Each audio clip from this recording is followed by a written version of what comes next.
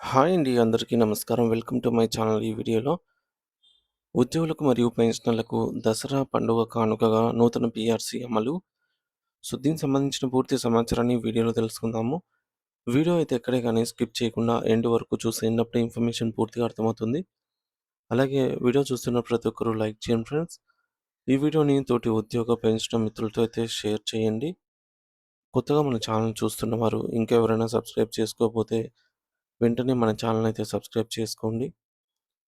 Friends, ఇక విషయానికి వచ్చినట్లయితే గౌరవనీయులైనటువంటి తెలంగాణ రాష్ట్ర ప్రభుత్వ ప్రధాన కార్యదర్శికి అంటే సిఎస్ గారికి హైదరాబాద్ నుంచి పిఆర్టీఎస్ సంఘం లేఖ రాసిందనమాట. ఆ లేఖలో ప్రస్తావించినటువంటి ప్రధాన అంశాలు ఏమిటో ఇప్పుడు మనం చూద్దాము. రాష్ట్రంలోని ఉపాధ్యాయులకు సిపిఎస్ను రద్దు చేయాలని 2023 డిఎస్సి ద్వారా నియమితులైన ఉపాధ్యాయులకు ఓల్డ్ పెన్షన్ స్కీమ్ పాత పెన్షన్ విధానాన్ని అమలు చేయాలని, అలాగే పీఆర్సీని వెంటనే అమలు చేయాలని సంఘం ప్రభుత్వాన్ని అయితే కోరింది. ఈ 3 ప్రధాన డిమాండ్లపై ప్రభుత్వం 2026 సెప్టెంబర్ 1 లోపు తక్షణ చర్యలు తీసుకోకపోతే ఈ మేరకు పీఆర్టీఎస్ ఆధ్వర్యంలో రాష్ట్ర వ్యాప్తంగా ఉద్యమ కార్యాచరణను ప్రకటిస్తామని లేఖలో స్పష్టం చేసింది.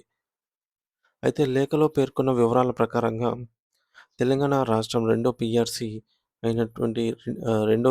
జూలై 1 నుంచే 2023 జూలై 1 నుంచి అమల్లోకి రావాల్సి ఉంది.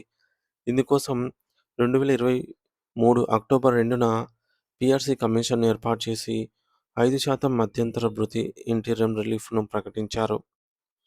అయినప్పటికీ ఇప్పటి వరకు పీఆర్సీ అమలు కాకపోవడంతో దాదాపు 3 సంవత్సరాల ఆలస్యమైతే జరిగింది. ఇదే సమయంలో డీఏ బకాయిలు కూడా పెండింగ్‌లో ఉండటంతో ఉపాధ్యాయులు తీవ్ర అసంతృప్తి వ్యక్తం చేస్తూ ఉన్నారు.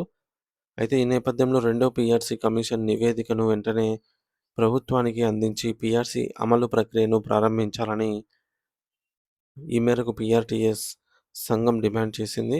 అలాగే సెప్టెంబర్ 1 లోపు సిపిఎస్ రద్దు, 2023 డిఎస్సి ఉపాధ్యాయులకు పాత పెన్షన్ అమలు, పీఆర్సీ అమలు అనే 3 ప్రధాన సమస్యలను ప్రభుత్వం పరిష్కరించకపోతే రాష్ట్రంలోని అతిపెద్ద ఉపాధ్యాయ సంఘాల్లో ఒకటైనటువంటి పీఆర్టీఎస్ ఆధ్వర్యంలో ఉద్యమ కార్యాచరణ చేపడతామని ఈ మేరకు హెచ్చరించింది.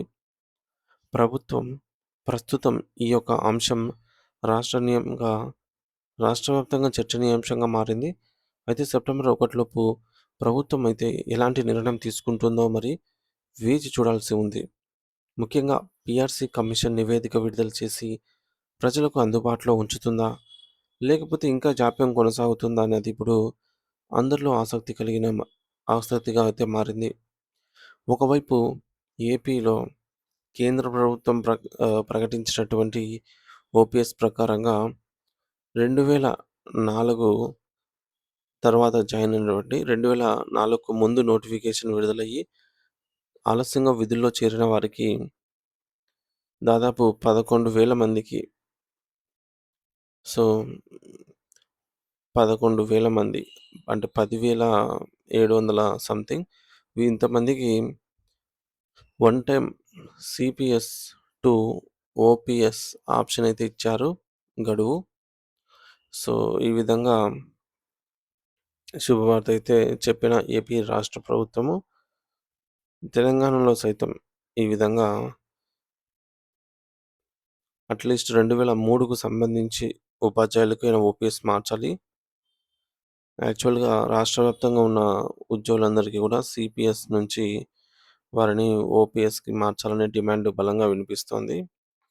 ఈ నేపథ్యంలో ప్రభుత్వం ఓపీఎస్, పీఆర్సీ అలాగే పెండింగ్ బకాయిలపైన ఎటువంటి నిర్ణయం తీసుకుంటుందనేది చూడాలి. ఒకవేళ ఈ అతిపెద్ద సమస్యలు ఏవైతే ఉన్నాయో వాటిని ఎటువంటి పరిష్కారం చూపకపోతే అతిపెద్ద ఉద్యమం జరిగే అవకాశం అయితే స్పష్టంగా కనిపిస్తుంది. ఈ మేరకు లేఖలో అయితే వివరాలన్నీ కూడా పొందుపరచడం జరిగింది ఫ్రెండ్స్.